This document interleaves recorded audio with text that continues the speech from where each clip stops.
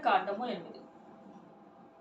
మరియు యెహోవా నీవు అహరోనును అతని కుమారులను వారి వస్త్రములను అభిషేక తైలమును పాప పరిహారార్థ బలి రూపమైన కోడెను 2 పొట్టెలను గంపెడు పొంగని భక్ష్యములను తీసుకుని ప్రత్యక్ష గుడారము యొక్క ద్వారము నొద్దకు సర్వ సమాజమును సమకూర్చుకొనమనగా యెహోవా మోషేను ఆజ్ఞాపించినట్లు అతడు చేసెను. సమాజము ప్రత్యక్ష గుడారము యొక్క ద్వారము నొద్దకు కూడిరాగా మోషే సమాజముతో చేయవలెనని యెహోవా ఆజ్ఞాపించిన కార్యము ఇదే అనెను. మరియు అప్పుడు మోషే అహరోనుకు అతని కుమారులను దగ్గరకు తీసుకొని వచ్చి నీళ్లతో వారికి స్నానము చేయించెను. తరువాత అతడు అతనికి చొక్కాయిని తొడిగి అతనికి దట్టిని కట్టి నిలువుటంగిని ఏఫోదును వేసి ఏఫోదు యొక్క విచిత్రమైన నడికట్టును అతనికి కట్టి దాని వలన అతనికి ఏఫోదును బిగించి అతనికి పతకము వేసి ఆ పతకములో ఊరీము తుమ్మీమను వాటిని ఉంచి అతని తల మీద పాగాను పెట్టి ఆ పాగా మీద అతని నొసట పరిశుద్ధ కిరీటము బంగారు రేకును కట్టెను. ఇట్లు యెహోవా మోషేకు ఆజ్ఞాపించెను. మరియు మోషే అభిషేక తైలమును తీసుకొని మందిరమును దానిలోనున్న సమస్తమును అభిషేకించి వాటిని ప్రతిష్ఠించెను. అతడు దానిలో కొంచెము 7 మార్లు బలిపీఠము మీద ప్రోక్షించి బలిపీఠమును దాని ఉపకరణములన్నింటినీ గంగాళమును దాని పీటను ప్రతిష్ఠించుటకై వాటిని అభిషేకించెను. మరియు అతడు అభిషేక తైలంలో కొంచెం అహరోను తల మీద పోసి అతని ప్రతిష్ఠించుటకై అతని అభిషేకించెదను. అప్పుడు అతను అహరోను కుమారులకును దగ్గరకు తీసుకొని వచ్చి వారిని చొక్కాయిలను తొడిగి వారికి దట్టీలను కట్టి వారికి కుళ్ళాయిలను పెట్టెను. ఇట్లు యెహోవా మోషేకు ఆజ్ఞాపించెను. అప్పుడు అతను పాప పరిహారార్థ బలిగా ఒక కోడెను తీసుకొని వచ్చెను. అహరోనును అతని కుమారులను పాప పరిహారార్థ బలి రూపమైన ఆ కోడె తల మీద తమ చేతులుంచిరి. దాని వధించిన తరువాత మోషే దాని రక్తము తీసి బలిపీఠము కొమ్ముల చుట్టూ వేలితో దాని చమిరి బలిపీఠము విషయమై పాప పరిహారము చేసి దాని నిమిత్తము ప్రాయశ్చిత్తమై చేయుటకు బలిపీఠము అడుగున రక్తమును పోసి దాన్ని ప్రతిష్ఠించెను.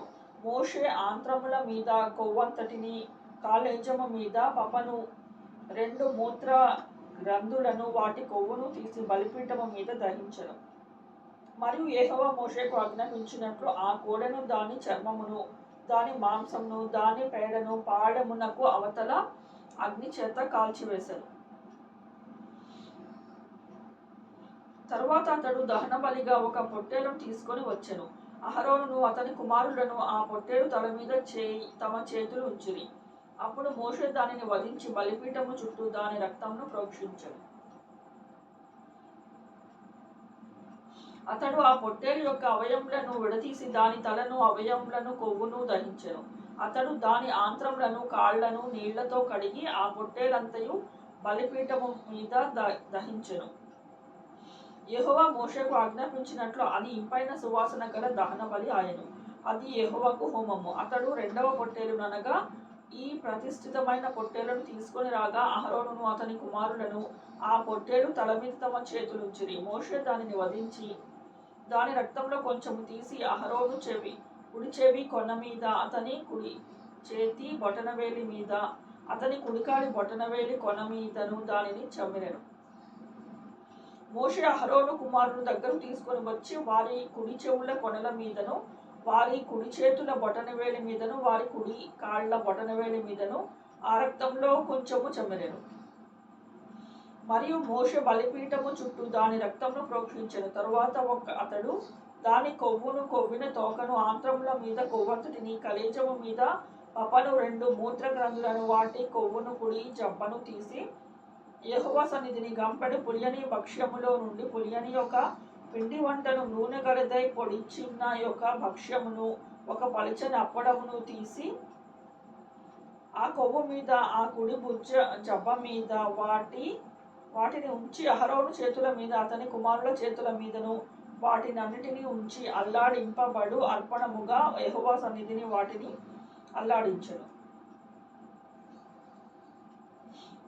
అప్పుడు మోషే వారి చేతుల మీద నుండి వాటిని తీసి బలిపీఠము మీదనున్న దహన బలి ద్రవ్యము మీద వాటిని దహించెను. అవి ఇంపైన సువాసన గల ప్రతిష్ఠార్పణలు.